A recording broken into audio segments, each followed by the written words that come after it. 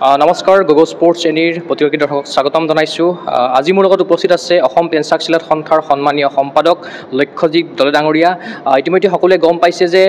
ষষ্ঠ সংখ্যক North East pencak silat championship সৰুসজাই ক্ৰীড়া প্ৰকল্পত অনুষ্ঠিত হ'বলৈ গৈ আছে অহা 12, 13, 14 জুলাইত। আৰু আমি এই চেম্পিয়নশ্বিপখনৰ বিষয়ে সবিশেষ জানিম এগৰাকী লক্ষ্যজিৎ দলে ডাঙৰীয়া মুখৰ পৰা। ডাঙৰীয়া আপোনাক প্ৰথমতে স্বাগতম জনাইছোঁ, যিহেতু নৰ্থ ইষ্ট চেম্পিয়নশ্বিপ আয়োজন কৰিবৰ কাৰণে আগবাঢ়িছে নৰ্থ ইষ্ট পেঞ্চাক চিলাট এছ'চিয়েশ্যনৰ সহযোগত, লগতে অসম পেঞ্চাক চিলাট সন্থাৰ উদ্যোগত হ'বলৈ গৈ আছে। গতিকে কেনেকুৱা ধৰণে আয়োজন চলিছে আৰু কি ক'ব গোটেই প্ৰস্তুতিটোৰ সন্দৰ্ভত? হয়, আপোনাৰ আমি 2018 চনৰ পিছত এইবাৰ প্ৰথম আমি গুৱাহাটীত আমি হেৰি কৰিছোঁ। এই বছৰত মানে প্ৰথমতে আমাৰ চিলেকশ্যন ট্ৰায়েল কেম্প এটা হৈছিল কটন ইউনিভাৰ্চিটি। ইয়াত খৰচ পাতিও বহুত বেছি হয় আৰু নৰ্থ ইষ্ট পেঞ্চাক চিলাট ফেডাৰেশ্যনৰ বাকী যিমানখিনি ষ্টেটছ আছে তেওঁলোকৰ সুবিধাৰ্থে আমি গুৱাহাটীতে পাতিছোঁ, খৰচ পাতি বেছি হ'লেও। আৰু আমি 12, 13, 14 তাৰিখে আমি north East pencak silat 6 north East pencak silat championship আমি পাতিম বুলি সিদ্ধান্ত লৈছিলোঁ। সেইমতে আমি কাম কাজ আগবাঢ়িছোঁ। মেডেল, ট্ৰফি, মিমেণ্টছৰ পৰা আদি কৰি গোটেইখিনি ইতিমধ্যে অৰ্ডাৰ হৈ গৈছে। খুব ভালদৰে আমি কি বুলি কয়, আমি ল'ৰা ছোৱালী থকা মেলা খোৱা বোৱা এইখিনি যাতে খুব ভালদৰে হয়। আৰু টেকনিকেল অফিচিয়েল হিচাপে ৰেফাৰী জুৰি যিসকলে কৰিব তেওঁলোকক আমি পৃথকে থকা মেলাৰ ব্যৱস্থা কৰি দিম, যাতে কাৰো একো অসুবিধা নহয়। সময়মতে খেল আমি যাতে আৰম্ভ কৰিব পাৰোঁ, সময়মতে আমি যাতে শেষ কৰিব পাৰোঁ, তেনেকুৱা এটা আমি কথা ভাবিছোঁ। আৰু সৰুসজাই ইনডোৰ ষ্টেডিয়াম আমাৰ কাৰণে বহুত সুবিধাজনক, কাৰণ ওচৰতে আপোনাৰ একমডেশ্যনৰ ব্যৱস্থা আছে। গতিকে এইবাৰ খুব সম্ভৱ আমাৰ North East pencak silat championship যিটো আমাৰ ইয়াত হ'বলৈ গৈ আছিল খুব ভাল হ'ব। 8খন ষ্টেটে ইয়াতে পাৰ্টিচিপেট কৰিব অসমকে ধৰি। হয় হয় হয় হয় 8খন ষ্টেটে ইয়াত পাৰ্টিচিপেট কৰিব। মণিপুৰ, মিজোৰাম, নাগালেণ্ড, অৰুণাচল, অসমটো সহজ হয়, ত্ৰিপুৰা আছে, নাগালেণ্ড আছে, ছিকিম এইবাৰ আহিব। গতিকে তেওঁলোকৰ ৰেজিষ্ট্ৰেশ্যন চলি আছে। 5 তাৰিখলৈকে আমাৰ ৰেজিষ্ট্ৰেশ্যনৰ লাষ্ট ডেট হয়। 5 তাৰিখৰ ৰাতি 12টা বজাৰ পিছত আমাৰ যিটো পৰ্টেল লিংক যিটো আছে ৰেজিষ্ট্ৰেশ্যন, সেইটো আপোনাৰ বন্ধ হৈ যাব। তাৰপিছত আমি টাই চিট বনোৱাৰ পৰা আদি কৰি গোটেই সংখ্যাটো কিমান আহিব ল'ৰা ছোৱালী গোটেই নৰ্থ ইষ্টৰ পৰা সেইখিনি আমি গম পাম। যিহেতু 8খন ৰাজ্যৰ খেলুৱৈ থাকিব, গতিকে অনুমান কৰিছে নেকি যে ইমানমান খেলুৱৈ হ'ব পাৰে? অনুমান এটা মানে কি, আমি 500 বুলি ধৰি লৈছোঁ। তাৰপিছত কমো হ'ব পাৰে, বেছিও হ'ব পাৰে বিভিন্ন জেগাত। এতিয়া আপোনাৰ ছিকিমৰ আজি আমাৰ নৰ্থ ইষ্ট পেঞ্চাক চিলাট ফেডাৰেশ্যনৰ এনুৱেল জেনেৰেল বডি মিটিং আছিলে। আৰু মিটিঙত আমাৰ ছিকিম আহিব নোৱাৰিলে। ছিকিম তেওঁলোকৰ যিখিনি প্ৰাকৃতিক দুৰ্যোগ, এতিয়া বানপানীৰ কাৰণে তেওঁলোকৰ ৰাস্তা বিযোগ ঘটিছে, সেইকাৰণে তেওঁলোকে আহিব নোৱাৰিলে, মানে বিচ্ছিন্ন হৈ গৈছে তেওঁলোক। গতিকে তেনেকুৱা কিছুমান অসুবিধা আছে। আমাৰ অসমৰ ঠায়ে ঠায়ে বানপানী হৈছে, সেইটো সময়ত যদি ভাল হয় চাগে আমি ভাল প্ৰমোশ্যন আমি আশা কৰিছোঁ। অসমৰ কিমানজনমান খেলুৱৈ অংশগ্ৰহণ কৰিব এই চেম্পিয়নশ্বিপত? অসমৰ পৰা আমি 200 পৰা 230-40ৰ ভিতৰত আমি আশা কৰিছোঁ। আৰু বিশেষকৈ চব খেলুৱৈ আহিব যেতিয়া অকণমান তেনেকৈ আমি সকলোকে তেওঁলোক কিমানখিনি আহিব বুলি আমি আশা কৰিছোঁ। আৰু এই চেম্পিয়নশ্বিপৰ পৰা আপোনালোকে নেক্সট কিহৰ কাৰণে চিলেকশ্যন কৰিব প্ৰতিযোগী? এই চিলেকশ্যনটো এটা আমাৰ আগন্তুক যিটো zonal championship, inter zonal championship, এইটো জ'নেল হয়। জ'নৰ পৰা 5টা জ'ন আছে, আপোনাৰ নৰ্থ, ৱেষ্ট, ছাউথ, ইষ্ট আৰু নৰ্থ ইষ্ট পেঞ্চাক চিলাট ফেডাৰেশ্যনৰ এটা জ'ন হয়।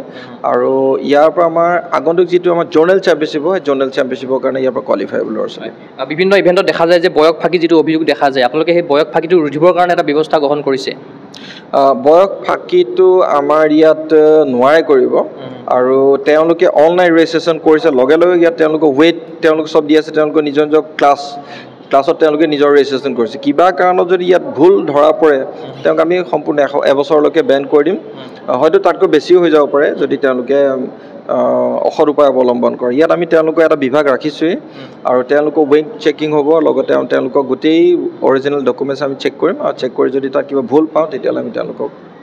আৰু 12 তাৰিখে যিহেতু আপোনালোকৰ খেল আৰম্ভ হ'ব, গতিকে কি ইভেণ্টত খেলাসমূহ আৰম্ভ হ'ব? প্ৰথম দিনাখন কি খেল থাকিব, ছেকেণ্ড দিনাখন কি খেল থাকিব? হয়, আমি 12 তাৰিখে প্ৰথমতে একমডেশ্যনৰ তেওঁলোকৰ ব্যৱস্থা কৰাৰ লগতে আমি গোটেই ল'ৰা ছোৱালীখিনি যিসকল আহে তেওঁলোকক আমি ক্লাছিফাই কৰিম, ভাগ কৰিম। আমি ক্লাছ ৱাইজত তেওঁলোকক সকলো আহিছেনে নাই সেইখিনি আমি পাম। গতিকে সেই ৱেইং প্ৰক্ৰিয়াটো, ওজন কৰা যিটো প্ৰক্ৰিয়া তেতিয়াৰ পৰা আৰম্ভ হ'ব। আৰু তাতে তেওঁলোকক আমি গ্ৰুপিং কৰিম। গতিকে সেইটো আমি সেইদিনাৰ পৰা, আৰু যিখিনি আৰ্টিষ্টিক আৰ্টিষ্টিকৰ কাৰণে কোনো ধৰণৰ আপোনাৰ বেলেগ ৱেইটৰ প্ৰয়োজন নাই তেওঁলোকক চিধা আমি pre teen pre junior junior seniors বা ছিংগা মাকান সেই তেওঁলোকক আমি আৰ্টিষ্টিকত অংশগ্ৰহণ কৰিবলৈ চিধা আমি ব্যৱস্থা কৰিম আৰু অপেনিং চেৰিমনি ৰাখিছে আপোনালোকে অপেনিং চেৰিমনি ৰাখিছোঁ ক্লজিং চেৰিমনি ৰাখিছোঁ আৰু অপেনিং চেৰিমনিৰ ক্ষেত্ৰত আমি আজি আমি আলোচনা কৰিছোঁ এইটো কিমান দূৰ কেনে সম্ভৱ হয় যদি আমাৰ ল'ৰা ছোৱালী কিবা কাৰণত আমাৰ বাঢ়ে তেতিয়াহ'লে আমি অপেনিং চেৰিমনিৰ ঠাইত আমি ক্লজিং চেৰিমনিত বেছি ধ্যান দিব লাগিব কোন আহিব কিবা ঠিক কৰিছে নেকি সেই বিষয়ে আমি আমাৰ এতিয়াও কমিটি যিটো অসম পেঞ্চাকচিলাট এছ'চিয়েশ্যনৰ ভিতৰত আমি আলোচনা চলি আছে আৰু কাইলৈৰ ভিতৰত ফাইনেল হৈ যাব আমি কাক মাতিম আৰু কোন আমাৰ সভালৈ আহিবলৈ প্ৰস্তুত আছে এইবাৰ নৰ্থ ইষ্ট পেঞ্চাকচিলাট চেম্পিয়নশ্বিপত আৰু কিবা নতুনত্ব থাকিব নেকি এইবাৰ নৰ্থ ইষ্ট পেঞ্চাকচিলাট চেম্পিয়নশ্বিপ নতুনত্ব বুলি ক'লে ছিকিম ফাৰ্ষ্ট আহিব এই এটা আমাৰ কাৰণে নতুন বিষয় অৰুণাচল ফাৰ্ষ্ট আহিব গতিকে সেইটো এটা আমাৰ কাৰণে তেওঁলোকে পেঞ্চাকচিলাট নতুনকৈ খেলিব অসমত খেলিব আৰু নৰ্থ ইষ্ট চেম্পিয়নশ্বিপ খেলিব গতিকে সেইটো এটা নতুন কথা আৰু এটা কথা হ'ল আমাৰ আগতে নৰ্থ ইষ্ট বডি আছিলে নৰ্থ ইষ্ট পেঞ্চাকচিলাট ফেডাৰেশ্যন যিটো আমি 2017 চনৰ আমি গঠন কৰিছিলোঁ 17 চনৰ এপ্ৰিল মে এনেকুৱা সময়ত গঠন কৰিছিলোঁ ফাৰ্ষ্ট নৰ্থ ইষ্ট পেঞ্চাকচিলাট চেম্পিয়নশ্বিপ আমি ইয়াত ৰাখিছিলোঁ এইটো আমাৰ নেহৰু ষ্টেডিয়ামতে খুব ভাল হৈছিলে তেতিয়াও আমাৰ কিন্তু 8খন ষ্টেট আহিছে 7খন ষ্টেট আহিছিলে ছিকিমক এৰি পেলাই কিন্তু তেওঁলোক বিভিন্ন কাৰণত এতিয়া বিভিন্ন দিশত ব্যস্ত হৈ যোৱাৰ কাৰণে সময় কলাৰ পৰাই বাদ দিলে ল'ৰা ছোৱালী কিছুমান ৰেগুলাৰ আহি থাকে আৰু এইবাৰ আমাৰ নতুন বডি এটা গঠন হৈছে নৰ্থ ইষ্ট পেঞ্চাকচিলাট ফেডাৰেশ্যন বুলি মই ইতিমধ্যে আমি ইয়াৰে এইটো আলোচনা চলিছে তেতিয়া সমাপ্ত হৈছে গতিকে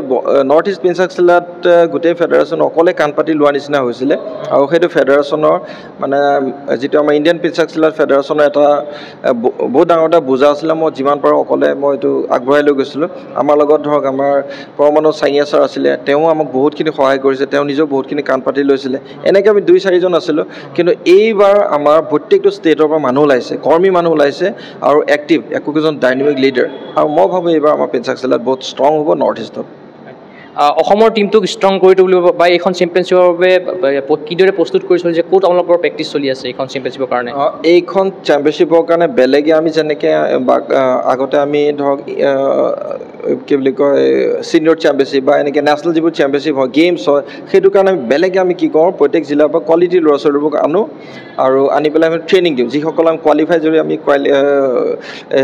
চিলেকশ্যন ট্ৰায়েল কেম্প পাতোঁ তাৰ পৰা যিখিনি ল'ৰা ছোৱালী বাছি আহে বাছনিত যিখিনি তালিকা অন্তৰ্ভুক্ত তেওঁলোকক আমি প্ৰশিক্ষণ দিওঁ আৰু এইবাৰ তেনেকৈ আমি কোনো প্ৰশিক্ষণৰ ব্যৱস্থা কৰা নাই আৰু কাৰণ ইটোৰ পিছত ইটো ইভেণ্ট একেবাৰে মানে লগালগিকৈ হৈছে আমি সময় পোৱা নাই আৰু ল'ৰা ছোৱালীক আকৌ এবাৰ আমি তেনেকৈ কষ্ট দিব বিচৰা নাই তেওঁলোকক কিন্তু প্ৰত্যেক জিলা সমিতিয়ে প্ৰত্যেক ক্লাব আমি তেওঁলোকলৈ কি বুলি কয়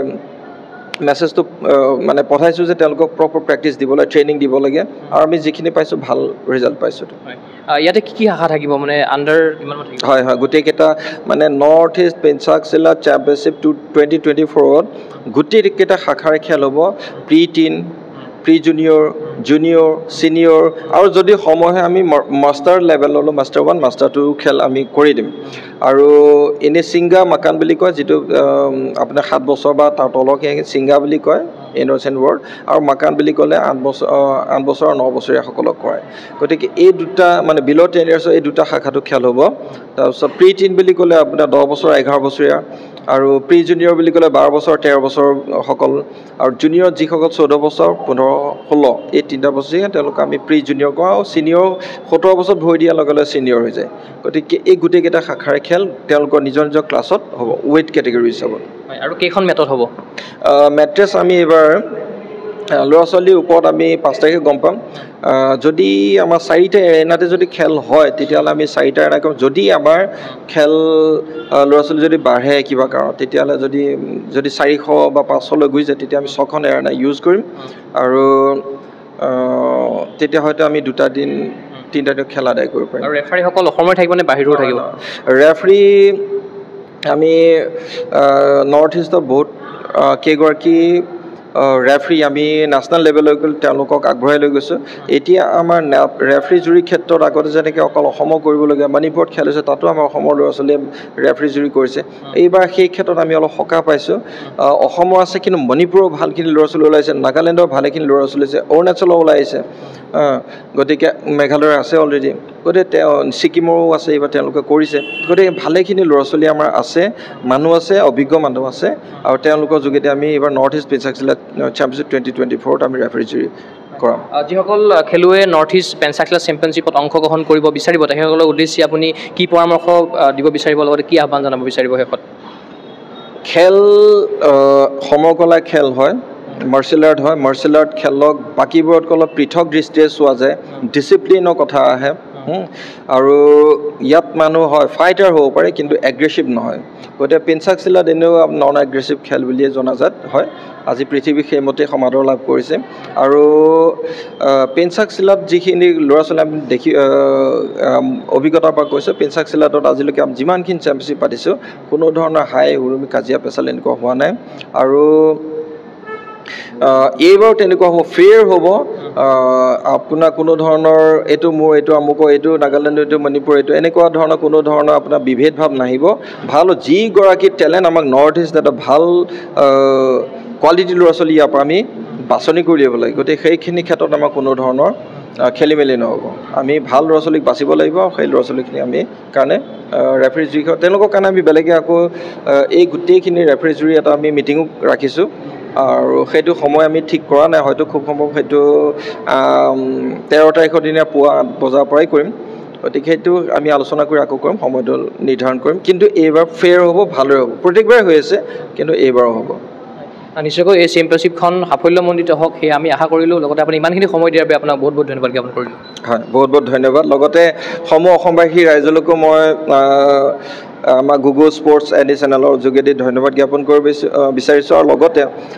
এই নৰ্থ ইষ্ট পেঞ্চাক চিলা চেম্পিয়নশ্বিপ 2024 যিটো হ'বলৈ গৈ আছে সৰসজা ইণ্ডোৰ ষ্টেডিয়ামত সকলোকে আমি সকলোৱে সঁহাৰি বিচাৰিলোঁ সকলোৱে আপোনালোকে ছাপোৰ্ট কৰক আৰু প্ৰমোট কৰক পেঞ্চাক চিলাত এতিয়া আপোনাৰ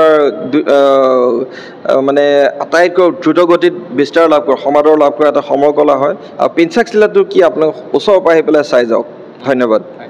নিশ্চয়কৈ এয়া আছিল অসম পেঞ্চাক চিলাত সন্থাৰ সন্মানীয় সম্পাদক লক্ষ্যজিৎ দলে ডাঙৰীয়া আমি ইতিমধ্যে জনাইছোঁ যে অহা 12, 13, 14 জুলাইত সৰুসজাই ক্ৰীড়া প্ৰকল্পৰ কৰ্মবীৰ নবীন চন্দ্ৰ বৰদলৈ ইণ্ডোৰ ষ্টেডিয়ামত অনুষ্ঠিত হ'বলৈ গৈ আছে 6ষ্ঠ সংখ্যক নৰ্থ ইষ্ট পেঞ্চাক চিলা চেম্পিয়নশ্বিপ আমি আশা কৰিম তেখেতসকলে যি উদ্দেশ্য আৰু আদৰ্শ লৈ পেলাই তেখেতসকলে আগবাঢ়িছে সেয়া চেম্পিয়নশ্বিপৰ ক্ষেত্ৰত সাফল্যমণ্ডিত হওক এই আশাৰে মই চিন্ময় কুমাৰ বৰাই বিশেষ অনুষ্ঠানৰ পৰা বিদায় লৈছোঁ চাই থাকিব গুগল স্পৰ্টছ এনি ধন্যবাদ